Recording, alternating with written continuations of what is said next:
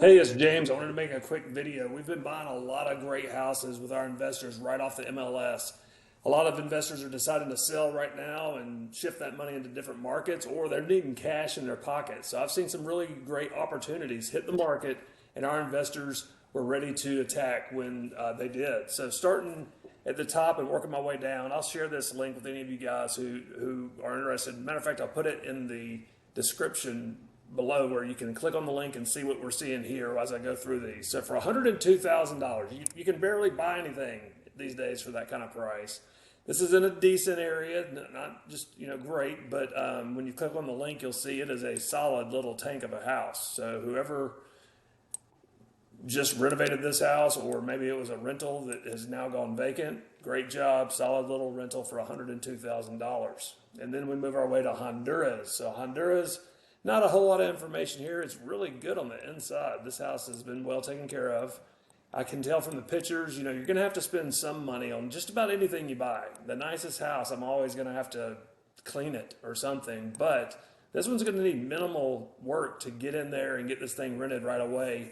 $105,000, that's a solid buy for any investor that's looking to, make their next one. This is definitely a C plus neighborhood, I would call it.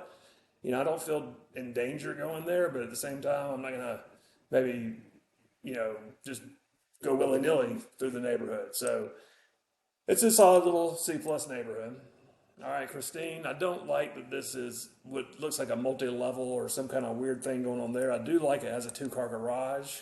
I always say storage areas like garages, seldom do I see people parking in them, and more often do I see just a bunch of stuff in that garage. So storage is a premium to a lot of people that can't get rid of stuff. We're all guilty of that. George Carlin has a great bit about it. But storage areas like a garage make the house more rentable. They might not garnish a ton more rent, but they make the house a lot more rentable. And people with a lot of stuff seem to stay longer. So now we're on to Alma Drive. I've got a house in Alma. This is a good, decent little C plus area, B minus maybe. Definitely a better area. Great renovation here.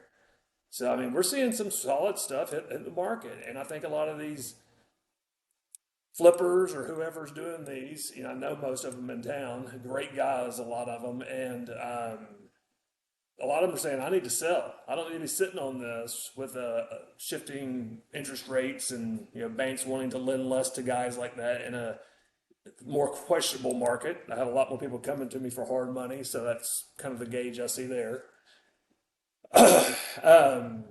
Point Church Road. So solid Fraser area, solid house. This looks like the house I grew up in, but it has a carport. 3-bedroom, 2-bath. I'm guessing 3-bedroom, 1.5. Let's look at some of the pictures. I'm looking for no big trees around the house, and I've already filtered the list, so you're not seeing everything that hit a certain price point. I've gone through and filtered and chosen the top properties that I'd be interested in potentially making an offer on, and I will be making an offer on some of these. As we go through these, I'll tell you more about that. Okay, so next house. Let's get me out of the way. Mary Cove. All right, I almost didn't put this in there because look how dark that front picture is, but I want to explore each property. It's not a bad area, but somebody's gone in and really, really renovated this house. But that first picture does give me some angst because all the big trees, and it just looks like a lot to maintain, but it does have a workshop in the back. Now, I've had a lot of luck, I don't know if it's luck, but having a workshop in the back, you get somebody that likes to work on cars or woodwork, or maybe has all the tools but never has the time to get to it. They'll stay in the house 7-8 years. I hate that big tree in the back that I saw in that back picture. If y'all watch enough of my videos, you'll know, like, big trees are beautiful, but they just look like dollar signs to me. Whether they're close to the house or not, one day, oh yeah, look at that huge tree. This one's a no-go, so scratch this one from the list. That's listing number 101, 63826, but heck, if it could be bought at the right price, maybe.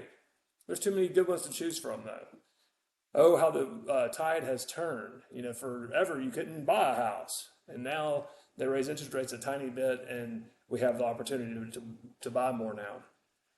A boring little house. It has a crawl space to the right of it. I would prefer it was just on good lot that was a slab, and you know, not have to worry about that. There's some acreage here. This one's in Halls, Tennessee. So this is up in Tipton County. Low taxes, not a lot of demand, not a lot of competition, and enough demand for the rental properties we have up there. They stay tenanted. We have friends that have properties in Munford and Halls, Covington, and Atoka in the Tipton County area. And we want to grow that business more. It's about 45 minutes from my office. I have 3 employees that live in the immediate vicinity, however. So they drive in and they just love living out there. Good schools. So that's why I put that one in there. And on and on and on. So if you have interest in any of these, on jameswalkup.com or just communicating with Joanna and Ryan, you know, when is the lease up on this one? Well, what would it look like, you know, to renovate this property? You know, it's a ballpark to get that property, you know, rent ready. Based on the pictures we have, we can give you that information to the best of our ability. Once under contract, then we can move towards the due diligence period where we're going to make sure if it's tenanted or occupied, we have a different checklist we're going to go down to make sure that you're buying what you're expecting. It's our job to be your boots on the ground and out there looking at the property, making sure that what you're buying is what you're expecting. Meaning, if you're buying it knowing when the people move out, you're going to have to paint and get the house rent ready, and it's going to cost a little bit of money, but you're getting it at a price you feel comfortable with there. All right, guys, I hope this has been helpful. I know I was probably long-winded, but let me know if these help, and I'll keep making them.